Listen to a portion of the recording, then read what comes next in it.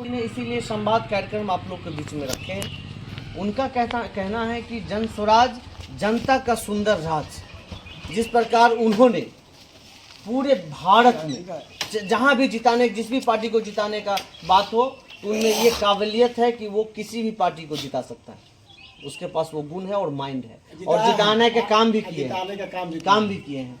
तो वहाँ दूसरे राज्यों में लोग कहते थे कि आपका जो ये बिहार है वो देश का सबसे गरीब और पिछड़ा राज्य है।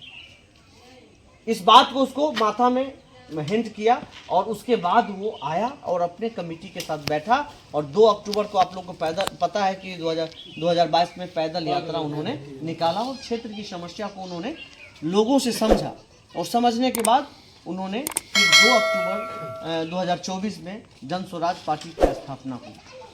तो जन स्वराज का अर्थ है जनता का सुंदर राज। अब उनका कथन है कि जनता के द्वारा जो जनप्रतिनिधि चुना जाएगा उसी को टिकट दिया जाए। आज तक कोई ऐसा पार्टी किया? आज आपके द्वारा जो कैंडिडेट को चुन करके आप दीजिएगा, 10 आदमी ने रजिस्ट्रेशन किया, उन्होंने कहा कि जिसको भी रजिस्ट्रेशन करवाना है करवा सकते हैं, और पटना में 10-11 आदमी ने हरलाखी विधानसभा से नॉमिनेशन उन्होंने की।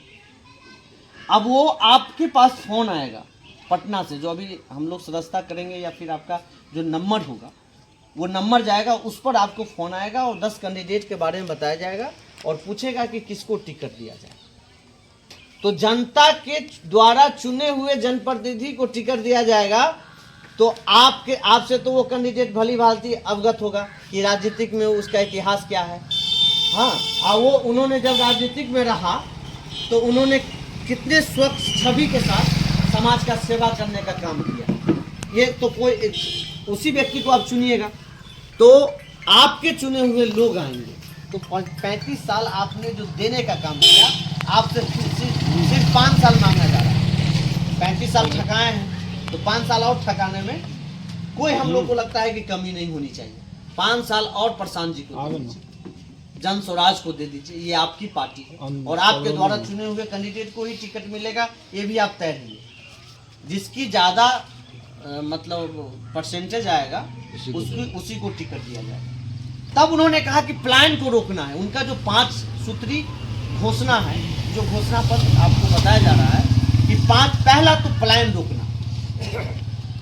प्लान इसलिए रोकना कि हमारे समाज में जब बच्चे बालिग हो जाते हैं तो उसकी शादी करा दी जाती है। जो बहन दूसरे गांव से शादी करके आती है, 2 महीना होता है तो गार्जियन कहता है बेटा कमाने के लिए तुम जाओ। उसके ठुठरी पर हाथ धर के नहीं जाता रहता है तो निकाल देता है कि जाओ कमाओ। कहाँ जाएगा? बिहार में कोई रोजगार नहीं है तो कहाँ जाएगा? तो उसको जाना पड़ता है दूसरे राज्य में। वहाँ क्या कहता है? ये बिहारी है, उसको बिहारी शब्द से गाली दिया जाता है, और वहाँ जाकर के मॉलों में वो पोछा लगाते हैं। और वहाँ जो है सो एक फैक्ट्री, छोटा फैक्ट्री में काम करते हैं, एक रूम में 5-5 लड़का रहता है, 4-4 लड़का रहता है। वो जीवन यापन कितना कष्ट से करता है, और जाने समय में अपने माँ को छोड़ देता है, पिताजी को छोड़ देता है, अपनी पत्नी को छोड़ के चला जाता है, अपने छोटे बच्चे को छोड़ के चला जाता है। जब जाता है तो अपने दिल से पूछो पराया दिल का हाल। जब हम जेल जाया करते थे छात्र जीवन में, तो सालों जेल में रहते थे अधिकार दिलाने के लिए छात्रों को। तो मेरी माँ भी तड़पती थी कि मेरा बेटा जेल में है, क्या होगा नहीं होगा, ऐसा होता था ना। उसी प्रकार हम भी अनुभव करते हैं, जब बेटा घर छोड़ के जाता है कमाने के लिए, तो छोटा बच्चा पप्पा कहता है तो रोते हुए जाता है। माँ बाप का सेवा करने का उसको मौका नहीं मिल पाता है। घर पे रहेगा तब वो सेवा कर पाएगा। ऐसा होता है कि कभी कभी किसी का इंतकाल हो गया, मतलब कोई मर गया, तो बच्चा मुंबई में है, दिल्ली में है, अब 2 दिन लाश को रखना पड़ता है।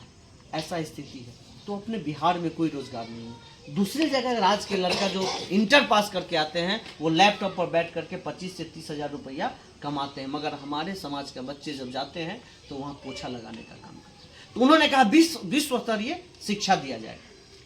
जो विश्व में पढ़ाई शिक्षा दिया जाता है, उसी प्रकार का शिक्षा हमारे बिहार में मिलेगा, चाहे वो प्राइवेट स्कूल हो या सरकारी स्कूल। दोनों स्कूल में उसको पढ़ाया जाएगा। अगर आपके यहाँ अगर सरकारी स्कूल नहीं है, प्राइवेट स्कूल है, तो आपके बच्चे को उसमें पढ़ाया जाएगा। उसमें जो खर्चा देना होगा, तो 15 सालों तक आपके बच्चे का पूरा खर्चा जन स्वराज पार्टी आपको दिया करेगा। और 15 साल के बाद आपके बच्चे जब मैट्रिक पास कर लेंगे तो वो जहां तक भी पढ़ना चाहें 2000 रुपया प्रत्येक महीना दिया जाएगा। तो जब उसको गुणवत्ता शिक्षा मिलेगा तो हमारे बच्चे भी टाई लगा करके ऑफिस में काम करेगा और वहां उसको मान सम्मान और अधिक से अधिक उसको क्या कहते हैं कि मंथली दिया जाएगा। तो ये सोच है दूसरा। तीसरा उन्होंने बताया कि वृद्धा पेंशन, आज देख रहे हैं कि 400 रुपया वृद्धा पेंशन मिलता है। उस 400 रुपया 3 महीना में आता है, कभी 4 महीना में आता है ना। उसमें भी 1 महीना का पैसा आएगा। अब यहाँ से मधुआपुर जाने में कितना खर्चा है आपको? 100 रुपया। बैंक गए, बैंक में कहा कि आपका खाता बंद हो गया है, आप KYC करवाइए। तो आप बैंक जाते हैं तो वहाँ डाटा ऑपरेटर कहता है 100 रुपया हमको दीजिए, 100 वो लिया, 100 आने जाने में 200 रुपया चला गया। वृद्धा पेंशन मिला कितना? 200 रुपया, वो भी कितना दिन में? 4 महीना में। प्रशांत किशोर ने बताया है कि 60 साल से ऊपर वाले जो भी हैं, माता मतलब वृद्ध माँ और जो वृद्ध हैं, उनको अगर पति पत्नी है तो 2000 रुपया पत्नी को और 2000 रुपया पति को, मतलब 4000 रुपया 1 तारीख उसके अकाउंट में जाएगा। उन्होंने तीसरा चीज वृद्धा पेंशन के लिए, चाहे वो विधवा पेंशन हो, चाहे वो विकलांग पेंशन हो, वो सभी में 2000 रुपया प्रशांत किशोर जी करने जा रहे हैं। चौथी बातें हैं कि माँ बहन ये लेती है, क्या ऋण लेती है, जो भी समूह चल रहा है उस समूह में आप देखते होइएगा कि 1 लाख रुपया का 1,36,000 रुपया सालाना लिया जाता है। मतलब सरकार जो है सो लूटने का एक प्लानिंग बनाया हुआ है कि 1 लाख का 1,36,000 रुपया, मतलब ब्याज 36,000 साल में आपको देना पड़ता है। प्रशांत किशोर जी ने बताया है कि 4% के ब्याज पर माँ बहन को ऋण दिया जाएगा। 4%, मतलब कहाँ 36% और कहाँ 4%। एक साल में 1,04,000 रुपया आपको जमा करना होगा। आपको 32,000 का बेनिफिट माता और बहन को मिल रहा है। उसके बाद उन्होंने कहा कि मनरेगा का लेबर और किसान की समस्या है। तो किसान जो लेबर, आपकी खेत है मगर आप लेबर कहाँ से लाते हैं? आप अपना पैसा देते हैं तब लेबर आता है, काम करके जाता है। प्रशांत किशोर जी ने बताया है कि मनरेगा का जो लेबर है उसको किसानी के लिए फ्री ऑफ कॉस्ट में काम कराया जाएगा। अब उनको मिलता है 200 रुपया मनरेगा में। वो भी होता क्या है, उसके अकाउंट में अगर 5,000 रुपया जाता है तो औंठा सटा करके उससे पैसा निकाल लिया जाता है। 4500 रुपया अपने जेब में रखता है, 500 रुपया उसको देता है। मगर प्रशांत किशोर जी बताए हैं कि उस मनरेगा के लेबर को 500 रुपया दिया जाएगा प्रत्येक दिन। जिस दिन उसका काम होगा, चाहे वो किसान के लिए हो चाहे वो सड़क के लिए हो, उसको 500 रुपया दिया जाएगा और उसके अकाउंट में जाएगा पैसा, उसको कोई काट नहीं सकता है। अब आपको किसानी के लिए कितना फायदा हो गया। आप रोपनी करना है तो रोपनी करने के लिए आप लेबर अलग से लेते थे, तो वो लेबर अब बाहर क्यों जाएगा?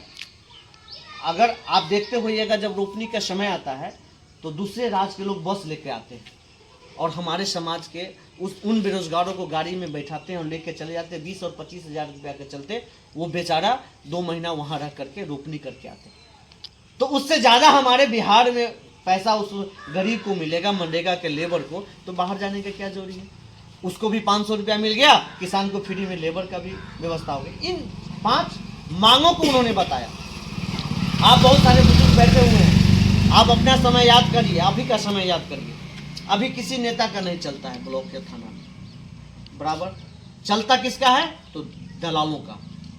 अगर छोटे छोटे जो पंचायती राज के जनप्रतिनिधि हैं जैसे हम लोग हैं, तो हम लोग की बात वो डरा देता है कि नेता के फेरी में पड़ोगे तो तुम्हारा काम नहीं होगा। तो दलाल के माध्यम से जाता है। लोग डरा हुआ था कि चलो हमको अगर 2 लाख रुपया मिल रहा है, PM आवास का अभी 2.5 लाख रुपया मिल रहा है, तो अगर 3,000 रुपया नाम जुड़ाने में ले लेता तो क्या चला जाएगा। और 3,000 रुपया उसको वसूली करके देता है। जब उसका पैसा आ जाएगा तो प्रत्येक किस्त में 10,000 रुपया लेता है कि नहीं लेता है? हमको एक बात बताइए कि सांसद जो जीत के गया है, जो विधायक जीत के गया है, अगर महीना में एक बार ब्लॉक पर बैठ जाए, और अभी हम 11 आदमी का सदस्य